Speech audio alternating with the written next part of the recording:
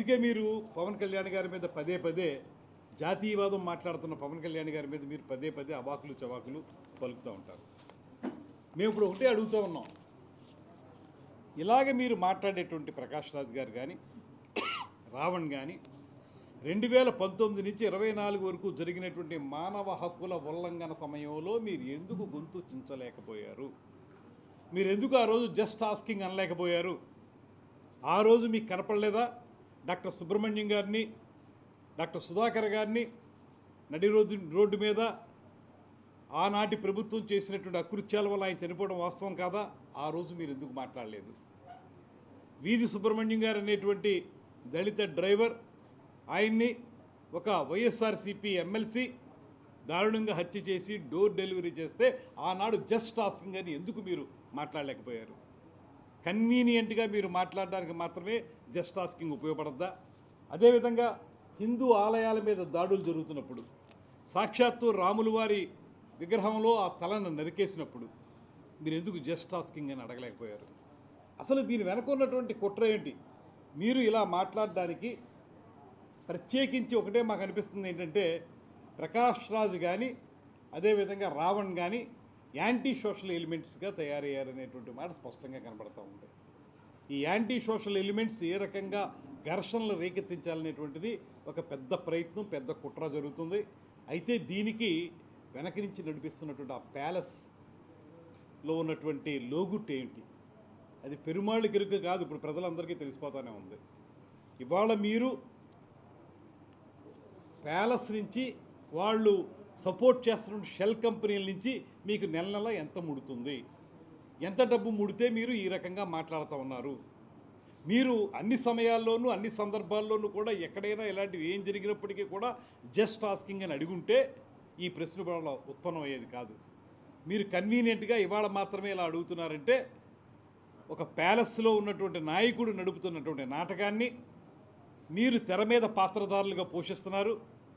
వారి దగ్గర నుంచి నెలలా పైకు ముడుతుంది మీకు. దానితోటి మీరు యాంటీ సోషల్ ఎలిమెంట్స్గా ఈ రాష్ట్రంలో ఒక విధ్వంసం సృష్టించడానికి చేసే ప్రయత్నం స్పష్టంగా కనపడుతుంది అనేటువంటి మాట ఈ ఆడియో ట్యూపుల ద్వారా మనకు అర్థమవుతూ ఉంది.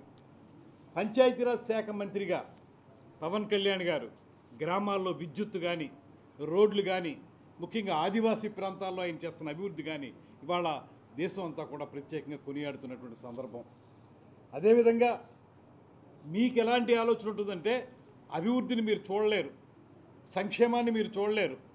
మీకు ఎక్కడైనా మత ఘర్షణలు రేకెత్తించి మీరే ఆ మంటలు రేగుతుంటే దాని దగ్గర చలి కాసుకునేటువంటి యాంటీ సోషల్ ఎలిమెంట్స్ ఇవాళ ప్రకాష్ రాజ్ అండ్ రావణ్ అనేటువంటి మాట స్పష్టంగా మనకు అర్థమవుతూ ఉంది.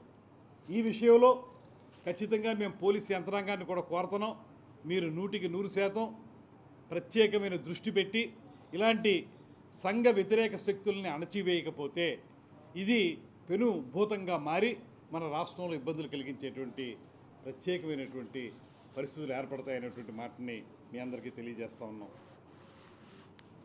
మీకు ప్రకాష్ రాజ్ గారు 2019 నుంచి 24 వరకు ఏ ప్యాలెస్ మీ గొంతుకి తాళం వేసింది? అప్పుడు ఎందుకు జస్ట్ ఆస్కింగ్ అని మాట్లాడలేకపోయారు? అయినా అవసరం లేనప్పుడు ఏదో రకమైన ఘర్షణ సృష్టించడానికి జస్ట్ ఆస్కింగ్ వస్తుంది తప్పితే బయటికి, లేకపోతే ఏ రోజు మాట్లాడినటువంటి పరిస్థితిని మనం చూస్తూ ఉన్నాం. ఇలాంటి వ్యక్తుల్ని మనం ఖచ్చితంగా అడ్డుకోవాలి. ఈ విధానాన్ని బయటికి తీసుకొచ్చి తద్వారా వీళ్ళు చేస్తున్న ప్రయత్నాన్ని కూడా మనం పూర్తిగా నిర్మూలించడానికి ప్రయత్నించాలనేటువంటి మాటని మేము ప్రత్యేకంగా మనవి చేస్తూ, ఇప్పటికైనా కూడా ప్రకాష్ రాజుని నేను ఒకటే కోరుతా ఉన్నాను, అవసరమైనప్పుడు ఎప్పుడూ కూడా మీ గొంతు జస్ట్ ఆస్కింగ్ అని అడగలేదు. ఘర్షణలు రేకెత్తించడానికే మీ గొంతు పైకి లేస్తుంది. ఇలాంటి ఘర్షణలు రేకెత్తించేటువంటి ధోరణి కొనసాగిస్తే ఖచ్చితంగా చట్టపరంగా మీ మీద కూడా చర్యలు తీసుకునేటువంటి అవకాశం సంపూర్ణంగా ఉందనేటువంటి మాటను కూడా తెలియజేస్తూ, పోలీసు యంత్రాంగాన్ని కూడా నేను ప్రత్యేకంగా కోరుతా ఉన్నాను, మీరు చట్ట ప్రకారం చేయాల్సిన పనులు చేయండి. ఈ రకంగా వాళ్ళు ఏదైతే ఘర్షణ వాతావరణాన్ని సృష్టించడానికి ప్రయత్నిస్తున్నారో దాన్ని పూర్తి స్థాయిలో నిలువరించడానికి ప్రయత్నం చేయాల్సిందిగా కోరుతా ఉన్నాను. దాంతోపాటు అసలు విషయం బయటికి లాగాలి. ఇవాళ మీరు చూస్తూ ఉంటే ప్రతి చిన్న సంఘటనలో కూడా పవన్ కళ్యాణ్ గారిని ఏదో రకంగా ఇరికించాలని, లేకపోతే కుల చట్రంలో ఆయన్ని బంధించాలని చేసే ప్రయత్నాలు ఏవైతే జరుగుతున్నాయో, అదేవిధంగా మతాల మధ్య గొడవ తీసుకురావాలని, కుల ఘర్షణలు తీసుకురావాలని ఈ రాష్ట్రంలో జరుగుతున్న ప్రయత్నానికి తాడేపల్లి ప్యాలెస్ ఏ రకంగా సహకరిస్తుంది, ఏ రకంగా అక్కడి నుంచి డైరెక్షన్ ఇస్తుంది, ఆ డైరెక్షన్లో పాత్రదారులు ఏ రకంగా యాక్ట్ చేస్తున్నారనేటువంటిది స్పష్టంగా బయటికి తీయాల్సిన అవసరం ఉంది, ప్రజలకు తెలియజెప్పాల్సిన అవసరం ఉంది. పోలీసులను కూడా మేము ప్రత్యేకంగా కోరుతున్నాం, దీని మీద చట్టపరంగా మీరు ముందుకు వెళ్ళండి, తద్వారా నిజాల్ని ప్రజలకు తెలియజేయండి, శాంతియుత సమాజం కోసం అందరం కలిసి ప్రయాణం చేద్దాం అనేటువంటి మాటని తెలియజేస్తున్నాను. సార్, మీ పార్టీ పెట్టిందే ప్రశ్నించమని పవన్ కళ్యాణ్ గారు, మిమ్మల్ని ఎవరన్నా తప్పు చేశారని ప్రశ్నిస్తుంటే ఎందుకు మీరు ఇలాంటి కేసులు పెట్టి ఎదిరిస్తున్నారు అనేది ప్రకాష్ రాజ్ అడిగిన ప్రశ్న. కరెక్టే కదా? అంటే ప్రశ్నించడం అంటే బూతులు తిట్టడమా? నాకు ఒక సమాధానం మీరు చెప్పండి. ఎవరైనా ప్రశ్నించవచ్చు అనేటువంటి మాటకి మాకు అభ్యంతరం లేదు. మీకు రాజ్యాంగం ఇచ్చిన హక్కు భావ ప్రకటన స్వేచ్ఛ. భావ ప్రకటన స్వేచ్ఛలో మీరు 100% ప్రశ్నించవచ్చు, లేకపోతే రాజకీయ పరంగా